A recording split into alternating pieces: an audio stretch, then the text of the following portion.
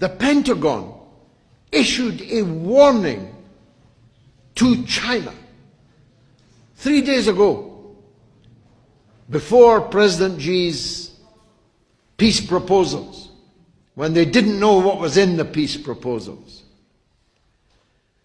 There will be consequences for China should it decide to deepen its relations with Russia. Think of the arrogance, first of all, of that. We'll come to the stupidity. But think of the arrogance of one superpower threatening a second superpower with consequences were it to decide to have more friendly relations with a third party. The sense of exceptionalism you must feel to think you're entitled to do that, to think you're entitled to warn other countries who they can be friends with. But let's turn to the stupidity of it. You know, from Richard Nixon and Henry Kissinger onwards, it was the policy of the United States to keep Russia and China as far apart as it was possible to keep them, and if possible, to keep them at each other's throats.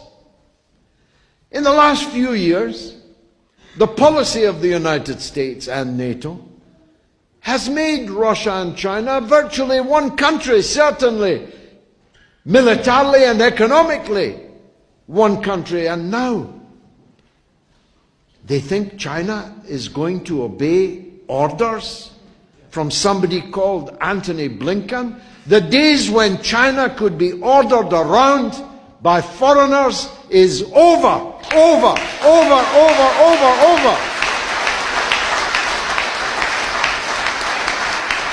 Ditto South Africa. South Africa was warned, why are you having joint naval exercises with the Russian and Chinese navies? As the leadership in South Africa pointed out,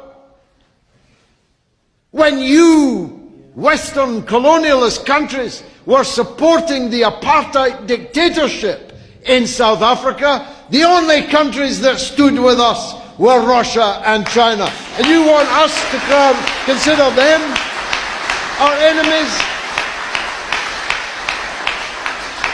I'm so old, I was there. Every dinner that the African National Congress fighters ate in the bush came from Russia.